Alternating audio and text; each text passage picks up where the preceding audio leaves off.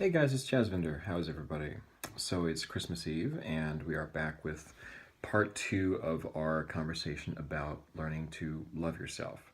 So the first of these two videos that I just put out a couple days ago, that's on YouTube now, and I would recommend going through that one first if you haven't, because that's where I break down exactly how it works and what it means to have love for yourself and how you cultivate it and how you make it something simple and straightforward and actionable.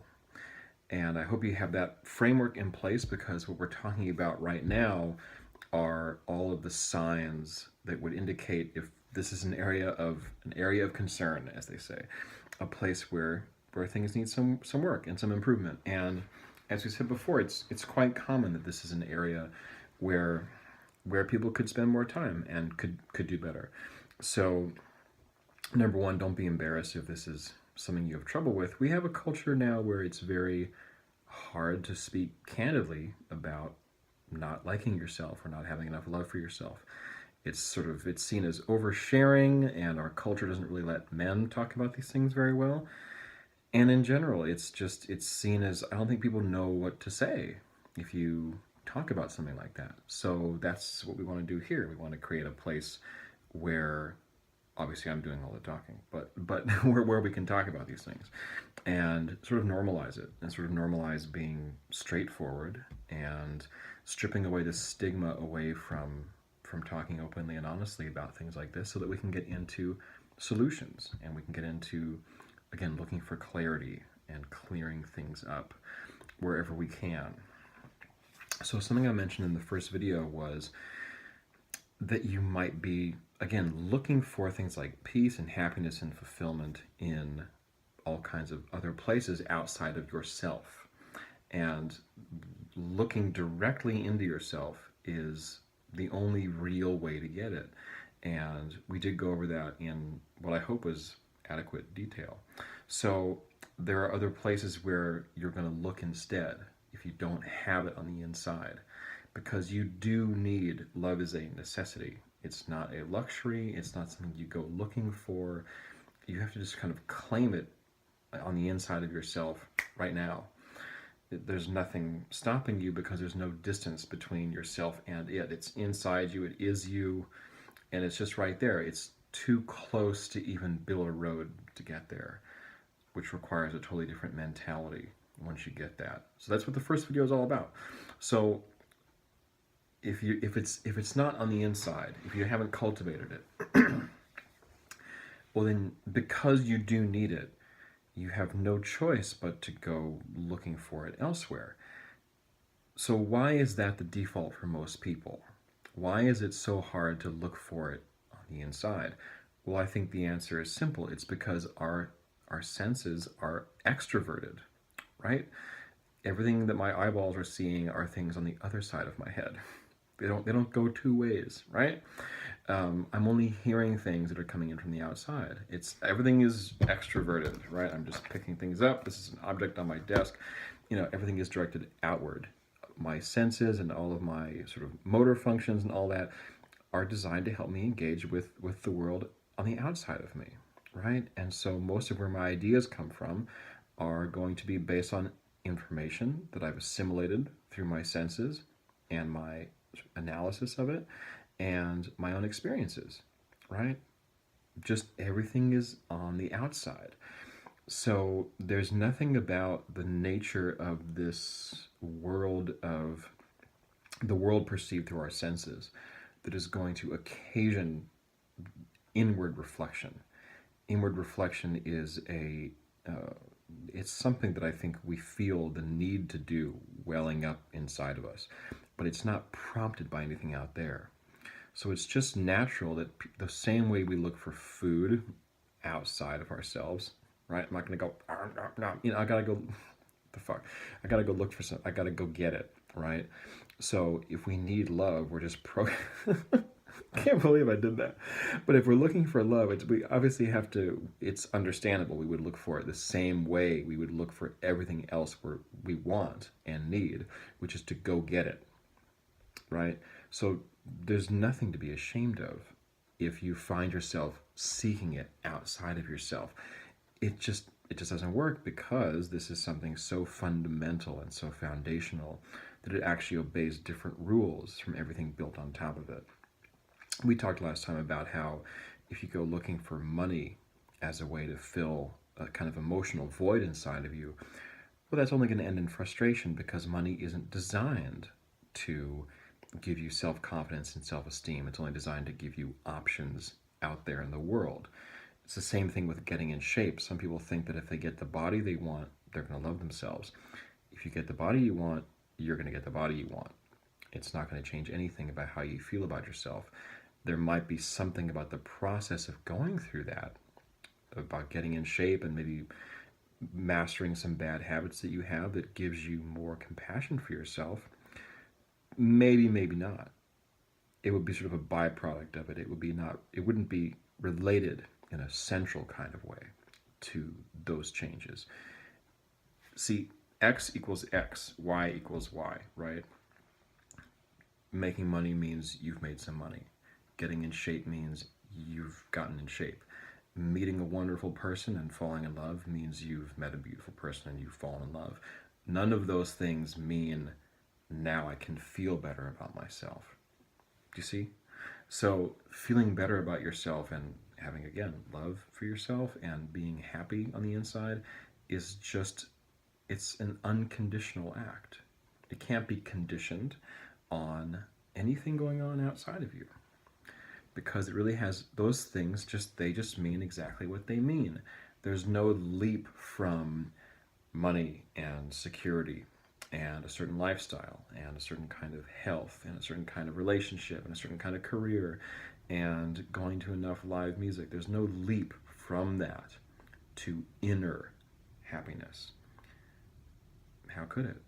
All those things are experiences on the other side of your head, on the other side of your heart. They're out there in the world. So it's actually outer peace. I don't know if that's an expression, but I just coined it. If it isn't, it's outer peace and outer happiness, because it's things that do give you peace and do give you happiness, but they're on the outside of you. So it means that you enjoy them and you appreciate them, but you don't mistake that for sort of this inner sanctum of calm and quiescence and real equanimity that can only be tapped into on the inside. If you're looking for it on the outside, it leaves you vulnerable to all kinds of complications. Basically, when you chase something out there, see, how do you know that there's an issue? Because you get a little too excited about things going well out there. There's a little too much clinging to the good times. There's a little too much willingness to sort of chase after someone's love, like a dog after a frisbee. You may be a little too willing to inebriate yourself to the point where you are numb to your feelings. You may be a little too fixated on things like money or working out or whatever it might be, shopping, distracting yourself, with it could be even things that are good in their own right, like even things like music and movies and any kind of media. Nothing has any value in and of itself. It's all about how you're using it and what the motive is. And if the motive is that these things are somehow going to supply you with the happiness that you haven't given to yourself, then your relationship to them is not quite going to be one of non-attachment, is it? Because, again, we need happiness. We need love. We need peace and fulfillment and inspiration. These aren't just things, it's not like a smoke 'em if you got 'em thing. These are necessary, right? So we can't be unattached when we are seeking them outside of ourselves. Why? Because we are looking for something that we need unconditionally in things that are entirely conditional, in things that are altogether subject to change. A person, a place, or a thing will undergo change over time. That means that your ability to sort of, if I can be crude, get what you want from them is subject to change. Which means that you don't take the fluctuations in situations, in people, in dynamics between people, you don't take these things very well. That's how you know that you're looking for something. You're asking a bit too much from people and from stuff and from a job and from cars and from possessions and from the right clothes and looking good and whatever it is. It could be anything. See, it could be things that are sort of dysfunctional, or it could be things that look very highly functioning. It could be that you have what looks like a very successful life, and everything's going right for you. But what's the motive? That's what I'm talking about. Is the motive that all of that is somehow supposed to fill the void inside someday, or are all of those things just actually the expression of the love and acceptance that you have for yourself on the inside, that your life is going through ever increasing stages of expansion, and it's a reflection of your alignment with yourself. You see, you can never know. You could be very perceptive and you can understand, but it's hard to tell when you just glance at somebody's life, what is the motivation behind what they're doing. Is it love, or is it that they're seeking love? Those are two very different things. There's a line in the Tao Te Ching when he says, the observers of the Tao do not seek fulfillment. They don't seek it because they are fulfilled, because they found it within themselves, and that the fulfillment they seek is intrinsic to who they are. So to know yourself is to be fulfilled. To know yourself is to stop seeking. So the second part of that phrase, he says, so observers of the Tao do not seek fulfillment. Not seeking fulfillment, they are not swayed by the desire for change. It means you have the power to just let it be. To let what comes, come, and to let what goes, go. Because it was never there to give you what you needed anyway. It's just a passing show. It doesn't trivialize it. Of course you need to do the right thing, and you want to live in the right way that is a reflection of your values, but none of this stuff that happens is here to give you the love that you're supposed to give to yourself from within yourself. It's for you, it's by you, and it's to you. You are where the buck stops on this one. So again, if you are not supplying it to yourself, it makes you vulnerable, especially with other people. See, there's a quote by Rousseau. He said that beauty is the promise of happiness. So whatever it is that you think will make you happy seems very beautiful. Now, think about these charmers that you've met in your life. People who are very well spoken, very persuasive, can really put on a show, and they sort of overpromise, don't they? They sort of lead you to believe that they could make you happy.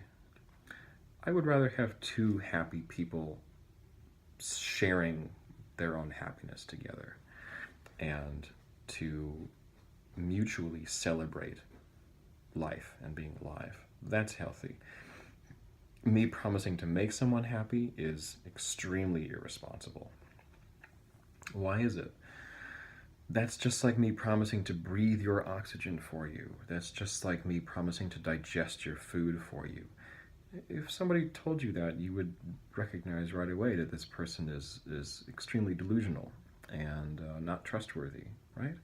So it's the same with someone else promising you happiness. It's the same with allowing yourself to believe that somebody else could possibly give that to you. The same way that you would never assume someone could breathe for you. It's no different at all. So thinking that someone can make you happy will make them appear beautiful in a way that's really like a mirage. Since they can't make you happy, then the beauty that they've taken on is a kind of false beauty, the same way that promise of happiness is a false promise. Eventually it's going to dry up, and I think you know exactly what I'm talking about. I think you've experienced this more than once. We all have. Eventually it dries up. Eventually you are that person stranded in the desert who is spitting out a mouthful of sand when you have just only then realized that the mirage is not the water you have been desperately seeking, right? You see, to live without being able to give love to yourself is to live in a kind of desperation, because you need it the same way that you need oxygen, the same way that you need security and stability and variety and recognition and significance and connection, the same way that you need to grow, in the same way that you need to contribute, and you need love. Human beings need love. So you can't help yourself but go chasing after it until you realize that it was always your ability to give it to yourself from within yourself the whole time. When you chase after it, you attract people who like being chased. How about that? They like playing cat and mouse games. And they probably let you go on thinking that you're the cat when you're just actually the mouse the whole time, or you're being sort of caught in a web the whole time. Really, both people are playing themselves for fools, but you always end up on the short end of the bargain when you are looking for that in another person, or in a job, or in money, or in weight loss, or in you name it. You know better than I do what it is. But really, the whole point of this is just to sort of shatter the illusion, and I can't do it too gently. I can't sort of, what's that expression? I can't use kit gloves, the soft gloves. With this kind of a thing, the gloves have to come off. Because if you are doing this, again, no judgment, I have done this many times before, and it just didn't work out. It just didn't work out. So eventually you go, okay, this is not something to be repeated. And we have to kind of wise up about this. So, I hope that clears something up, right? I hope that makes sense. I hope it's easy enough to spot that mechanism in you. I haven't gone through anything like a bullet point list or anything like that, but I've just kind of addressed the psychology of this enough, right? I hope that you can see where you're at with this kind of thing. Because, my wish for you, obviously, as we talked about in the first video about how to cultivate love for yourself, is that you stop looking for this kind of stuff on the outside. You get in the habit of delivering it to yourself from the inside. And then what happens is your relationship to everything on the outside of you will change forever. It will become like that line from the Tao Te Ching, that people who do not seek fulfillment are not swayed by the desire for change. Or another way that he says it in the same book, in the book of the Tao, as he says that the sage has no mind of his own. He is aware of the needs of others. So because you're not looking for something to get for yourself from other people or from situations, your focus really is on giving, contributing, being aware of other people's needs, because your needs are fulfilled. You have met your needs. And now when you relate with other people or other situations, you're only looking for what can reasonably be expected, which is of a quite different nature. And what that means is actually, in some ways, your outer enthusiasm for externals is going to diminish in some way. Nothing is going to come into your life that is going to save you or redeem you or anything like that. So you will never respond to it in that way. You will never be swept up in something ever again. And as you will enjoy life a lot more, you will truly enjoy it. And that means you will not be enjoying it the way a starving person responds to being thrown a plate of food. It's quite different. You will not respond to it the way a drowning person responds to finally pulling their head above water and breathing air again. See, in what I just described is a person in desperation getting relief. That is not happiness. that is not enjoyment. That's not really living life.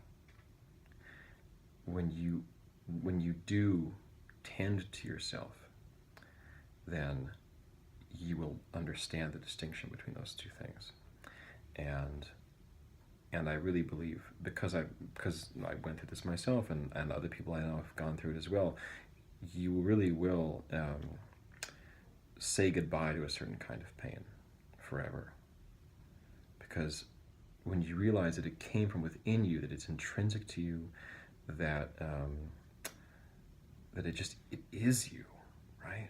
When you look into yourself, you just see it. You don't go looking for it. When you look, it's just right there. So that is who you are.